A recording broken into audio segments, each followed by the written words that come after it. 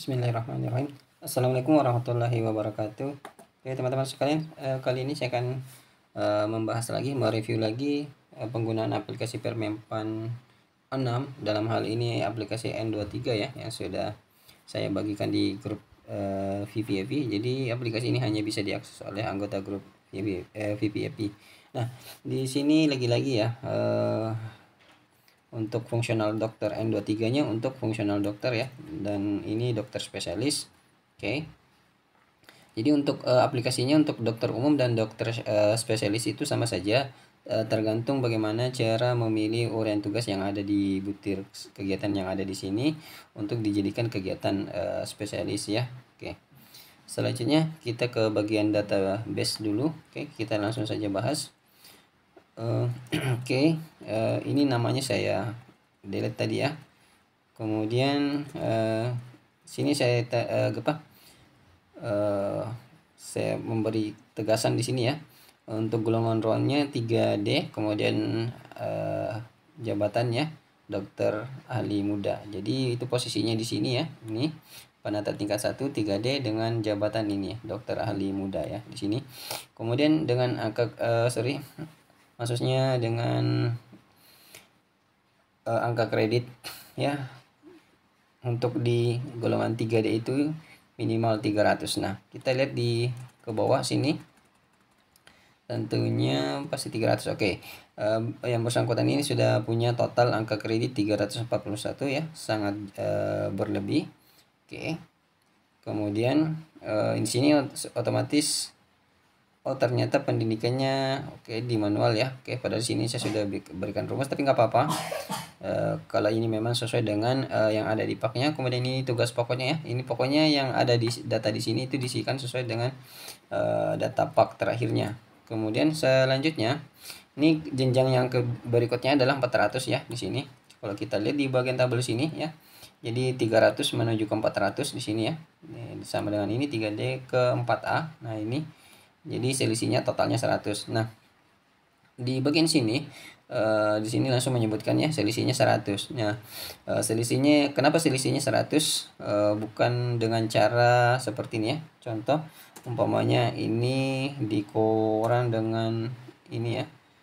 Oke, seperti ini, sisa mengajar 58,97. Jadi sistemnya nggak seperti itu lagi. Jadi mulai dari 0, jadi 3D mau ke 4A, jadi pindah naik jenjang dari muda ke muda ke madya ya. Dari sini, dari muda naik ke madya, mau naik jenjang itu angka kreditnya sudah dimulai dari 0, dan ini sudah saya bahas di video saya sebelumnya. Rasanya di pesan tersemat sudah ada saya bahas di situ, angka kredit dimulai dari 0. Silakan dicek di situ tutorialnya. Angka kredit pembahasannya, maksudnya angka kredit dimulai dari 0. Nah, di sini karena dia dan ini ya kelebihannya 41 ini 41,03 ini nggak bisa digunakan karena memang angka kredit itu sudah dimulai dari 0. Oke, lanjut.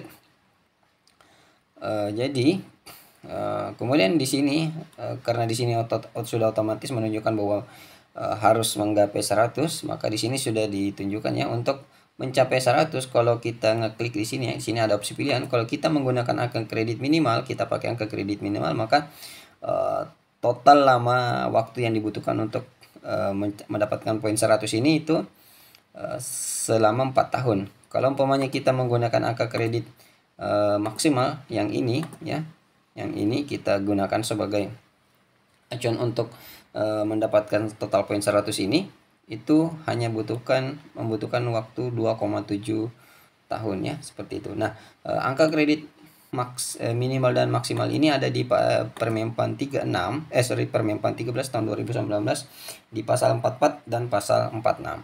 Oke, silakan teman-teman baca di situ ya. Oke. Jadi umpamanya kalau kita sekali lagi di sini ya, tergantung opsi pilihannya. Nanti di sini menghitung sendiri lama periodenya. Kalau saya kembalikan menjadi angka kredit minimal, di sini otomatis lamanya untuk mendapatkan poin 100 itu 4 tahun. Oke. Anggaplah umpamanya kita pakai yang angka kredit maksimal saja. Nah, kalau sudah seperti ini diisikan semuanya, maka kita sudah tahu ya ancang-ancang di kepala kita, di mindset kita, bahwa angka kredit yang akan kita capai dalam waktu 1 tahun ya, ini 1 tahun adalah 37,5 dalam 1 tahun. Maka di bagian ruang kontrol di sini langsung kita ke sini saja, bagian ruang kontrol, kita cek. Oke. Oh, ini kegedean ya. 200, oke, 200 nya kita cek. Ini ada div juga ya, kita coba cek kesalahannya ada di mana. Oke, saya coba pelan-pelan ke bagian atas. Nah, di bagian unsur pendidikan ini sudah nggak diisi lagi ya. Sudah nggak diisi lagi karena kenapa? Unsur pendidikan ini sudah pernah digunakan ya, sudah pernah digunakan waktu pertama kali diusulkan ya, dari dokter umum ke dokter spesialis ya. Jadi sudah pernah digunakan, jadi sini nggak diinput lagi, ini di delete saja seperti ini. Nah, ini kemudian langsung kita filter ulang lagi. Oke, kemudian oke. Ya. Kemudian selanjutnya kita cek oke. Nah, ini di sini ruang kontrol sini ya, ini ruang kontrol. Ini di sini ada informasi ya, untuk yang memberikan kontrol bahwa target, yang mengingatkan bahwa ini targetnya kita ini sebesar 37,5, sedangkan di sini hasil penginputan dari kuantitas yang ada di sini itu total angka kredit yang terkumpulkan berdasarkan kuantitasnya, angka kreditnya cuma 29,77. Oke, seperti itu ya. Kita cek angka kredit minimalnya 26. Oke, nggak ada masalah ya, karena angka kreditnya minimalnya 25. Jadi angka kreditnya tidak boleh kurang daripada 25, tidak boleh lebih daripada 37. Nah, ini berada di antaranya. Oke, nggak ada masalah.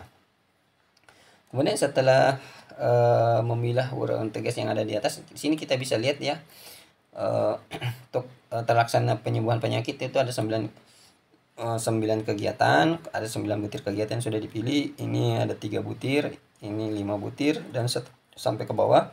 Dan total rencana RHK-nya, rencana hasil kerjanya itu yang ini ya.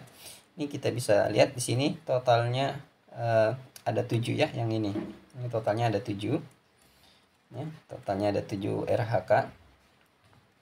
Kemudian di sini ada pengukuran ya, pengukuran kuantitas, persentase kuantitas berdasarkan yang sudah diinputkan di bulanannya sini. Oke, nanti kita bahas itu. Kemudian kita lanjut di sini. Oke, sudah ada masalah ya. Ini realisasinya ketika memang muncul ketika realisasi sudah dibuat. Oke, kita langsung ke bagian SKP kuantitatifnya saja, kita simak dulu. Oke, ini udah otomatis ya, tinggal ngefilter aja di sini. Oke, nggak ada masalah ya. Oke, nggak ada div, nggak ada apa, semuanya udah oke. Kemudian selanjutnya di rencana aksi saya rasa nggak ada masalah juga ya, karena tinggal main filter saja. Oke, filternya sampai nggak kelihatan. Ini saya coba lihat dulu ya. Oke, nah ini kita cek, sorry.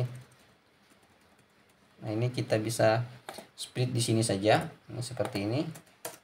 Nah, ini kita filternya bisa kelihatan ya, seperti ini. Oke, nggak ada masalah. Kemudian di bagian umpan balik kita cek. Oke, nggak ada masalah juga ya umpan balik. Ini capaiannya ini 100, ini 70, oke, 120, oke, ada yang ketinggian, ini 125, ada 91, ada 166. Oke, kita cek nanti ini kenapa bisa seperti itu. Kita langsung saja ke rekap kegiatan atau rekap semesternya. Nah, di rekap semesternya di sini coba kita cek. Oke, ternyata penyebabnya ini adalah di sini target kuantitasnya 600 ya. 600 di sini 620. Kemudian di sini targetnya 700, di sini 828. Ini yang menyebabkan persentasenya di bagian umpan balik itu tinggi ya, karena di bagian rekap laporan bulanannya, rekap kegiatan semesternya ini ya, ini semester 1 dan semester 2 ya. Ini sudah langsung jadi 1 di sini. Ini yang jelas ini targetnya 700 dalam setahun, ini tercapainya 826 kegiatan. Oke, nggak ada masalah juga sebenarnya. Kemudian ini 200, ini 269. Oke, Jadi itu yang menyebabkan persentase. Kalau teman-teman penasaran bahwa kenapa persentase targetnya tinggi, karena di sini ya. Nah, ini hasil inputan ya. Ini semuanya adalah rekapan setelah rekap bulanannya ini rekap bulanan itu diisikan, sudah diisikan ya. Maka nanti rekap bulanan ini akan tertuang di sini, dan ini rekapnya ini kan dihitung di bagian umpan balik ya. Di bagian umpan balik akan menjadi persentase di sini ya. Oke. Ini targetnya 80%, di sini persentasenya 166,9%. Oke, nggak ada masalah juga sebetulnya. Oke, lanjut.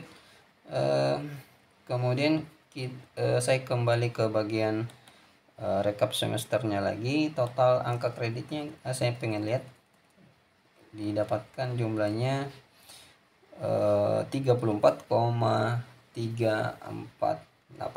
Oke. Ini tinggal copy saja seperti ini. Oke, nggak jadi ya. Kemudian kita cek di bagian dupak sini. Ini saya filter ulang aja. Ini di manual ya. Nomor 1 yang ada di sini jangan ada di manual. Ini kita kembalikan saja seperti ini. Oke, kode 0 ini saya filter ulang dulu lagi. Seperti ini. Oke. Udah jadi. Nah, ini oke, ini sudah sama ya, 34, jadi ini udah otomatis juga ya, 34,348. Oke. Ini angka kredit yang sudah diperoleh dalam waktu 1 tahun. Ya. Kemudian selanjutnya kita ke bagian SKP-nya saja, di bagian pengukuran sini evaluasi kinerja. Oke. Nah, di bagian evaluasi kinerja ini, oke, kita coba cek seperti ini. Nah, ini sebetulnya untuk di bagian evaluasi kinerja itu hanya sekedar memantau saja. Untuk di penilaian-penilaian itu di bagian umpan balik ya, di sini ada bagian atas di sini. Nah, ini jadi total berdasarkan persentase tadi, persentase yang terkumpulkan di bagian rekap semester tadi. Nah, ini ya, kalau dirata-ratakan yang ini, nilai rata-rata yang ada di sini yang terkumpul ya. Di sini ada yang 120, ada yang 70 bahkan. Kemudian di bawah ada yang 100. Kalau dirata-ratakan maka total persentase hasilnya itu 99,05%. Maka kategori capaiannya prestasi kerja. Jadi semua ini adalah prestasi kerja ya, prestasi kerja dengan kategori baik ya. Kemudian untuk kategori perilaku yang ini ya, ini bagian perilaku sini teman-teman bisa lihat. Ini orientasi perilaku. Jadi semua yang bagian sini adalah orientasi perilaku. Nah, ini kenapa ada butuh perbaikan ya? Oke. Butuh perbaikan 3. Oke, jadi di sini ada peringkat ya, peringkat sini bisa baik ya. Sini kalau kita pilih baik maka nanti bintangnya berubah jadi 4. Kalau mau dikembalikan seperti tadi ya, butuh perbaikan 3 ya. Oke, jadi kemudian nah ini 2 poin yang ada di sini, perilaku prestasi kerja dan perilaku ini tadi ketika ini ya, ketika digabungkan keduanya nilainya, maka capaian organisasinya maka akan disebut sebagai butuh perbaikan. Nah, ini tentunya tidak lepas dari pola kuadran, pola distribusi yang kuadran yang ada di sini ya. Nah, di sini ada mekanisme kuadran yang ada di sini, teman-teman bisa perhatikan. Jadi ketika tadi ekspektasinya seperti ini ya, hasil kerjanya seperti ini, jadi perilaku kerjanya ya seperti ini. Nah, ini ada penggabungan ya seperti ini contohnya. Umpamanya hasil kerjanya tadi hasil kerjanya sesuai ekspektasi ya, sini sesuai ekspektasi, kemudian perilakunya tadi di bawah ekspektasi, maka hasilnya itu misconduction ya, misconduction. Ini juga ya, atau seperti ini di bawah ekspektasi ya, hasil kerjanya di bawah ekspektasi, kemudian perilakunya sesuai ekspektasi, maka ini juga ketika digabungkan antara dengan yang ini poinnya, maka nilainya hasilnya itu butuh perbaikan. Nah ini juga sesuai yang ada di mana ya tadi, di bagian umpan balik yang ada di sini ya. Nah ini butuh perbaikan. Jadi maka di sini nanti teman-teman meminta penilaian kepada apa namanya pimpinannya. Di sini aspek perilakunya dalam kategori yang mana ini, sangat baik atau butuh perbaikannya. Oke, mungkin ini hanya sekadar contoh saja untuk mengetes, mungkin yang bersangkutan ini pengen ngetes aplikasinya. Jika di sini baik, di sini butuh perbaikan, maka hasil akhirnya seperti apa pengen lihat mungkin ya. Jadi kalau di sini baik kemudian di sini butuh perbaikan, maka hasil akhirnya bukan dalam keadaan baik-baik saja ya. Pasti butuh perbaikan. Oke. Jadi itu saja ya untuk review aplikasinya untuk SKP Permem 46 untuk JF fungsional dokter ya. Jadi ini sama saja untuk dokter umum dan dokter spesialis, sama saja aplikasinya, tinggal bagaimana cara memilih uraian tugasnya. Nah ini bisa dijadikan sebagai laporan bulanan ini bisa dijadikan sebagai alat bukti dukung ya, seperti ini. Realisasi berdasarkan bukti dukung. Nah bukti dukungnya itu berdasarkan nilai persentasenya itu bisa didapatkan di sini yang sudah tertuang nantinya di bagian rekap kegiatan yang ada di sini ya. Nah ini kalau dihitung secara manual akan hasilnya sama seperti di bagian umpan balik yang ada di sebelah sini ya. Nah jadi itu sekira ya, untuk penggunaannya sudah lumayan, tidak ada kendala. Yang itu saja tadi kendalanya di bagian ruang kontrol karena ada menginput pendidikan. Oke, selebihnya di sini ya tadi ya. Nah selebihnya penggunaannya aman, sudah sesuai, dan saya anggap ini sudah paham ya, sudah lancar. Oke, mungkin saja semua kalam akhir. Nun wal kalami wa maestrun. Assalamualaikum warahmatullahi wabarakatuh.